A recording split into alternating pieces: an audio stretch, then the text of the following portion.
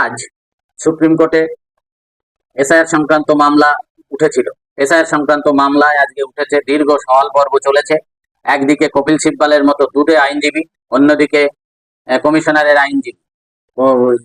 কপিল সিব্বালের মতো আইনজীবী কি বললেন এবং সুপ্রিম কোর্টের পর্যবেক্ষণ কি, সবটা জানাবো। আমি শ্রীবাস পাল, এখন সকাল চ্যানেলে সবাইকে স্বাগত।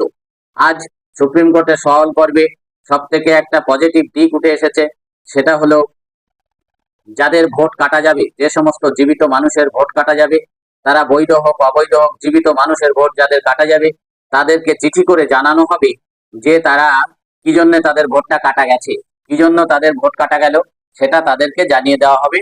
এটা আজকে নির্বাচন কমিশনের আইনজীবী পরিষ্কার করে সুপ্রিম কোর্টে বলেছে যে তাদেরকে আমরা জানিয়ে দেব কেন তাদের ভোট কাটা গেল, কারণ এখনো সেটা নিয়ে পরীক্ষা নিরীক্ষা চলছে।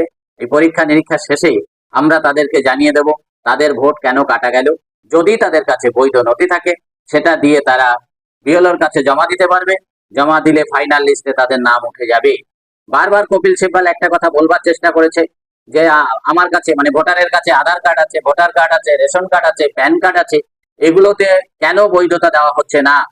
কিন্তু কমিশনের আইনজীবী যুক্তি যে আধার কার্ড মূলত ঠিকানার প্রমাণ, ভোটার কার্ড হচ্ছে তার ভোটার তালিকায় অনেক ভুয়ো বিদেশি লোকের নাম ঢুকে গেছে, যার জন্য ভোটার কার্ডটাকে নাগরিকত্বের প্রমাণ হিসাবে ধরা হচ্ছে না। রেশন কার্ড শুধু মূলত খাদ্য দ্রব্য ভর্তুকিতে পাওয়ার জন্য রেশন কার্ড ব্যবহৃত হয়। সুতরাং এগুলোকে আমরা এই এসআইআর এর ক্ষেত্রে মূল্যবান নথি হিসাবে মেনে নিতে পারছি না বা নেইনি। কিন্তু সুপ্রিম কোর্টও সেই মতে সায় দিয়েছে।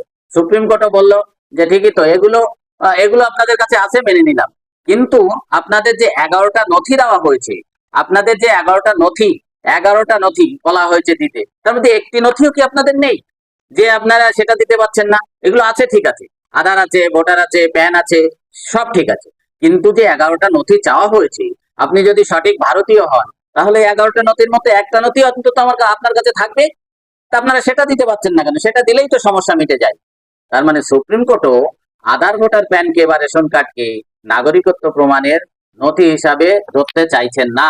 আজকের অন্তত এরকম পর্যবেক্ষণ উঠে এসেছে। হয়তো এটাকে আগামীকাল কি হবে, আগামীকাল আবার শুনানি আছে, সেই শুনানিতে কি হবে সেটা আগামীকালই বলবো। সুপ্রিম কোর্টে আগামীকাল শুনানির শেষে কি হয় সেটা আগামীকালই বলবো। তবে আজকে যা উঠে এসেছে তাতে দেখা যাচ্ছে সুপ্রিম কোর্টও আধার, ভোটার, প্যানকে মান্যতা দিতে রাজি নয় এবং তারা বলতে চেয়েছে যে 11টা নথির মধ্যে যে কোনো একটা নথি জমা দিতে যদি না পারেন সে বৈধ ভারতীয় হন কি করে? নিশ্চিত তিনি যদি ভারতীয় হন তাহলে এই 11টা নথির মধ্যে যে কোনো একটা নথি অবশ্যই থাকবে।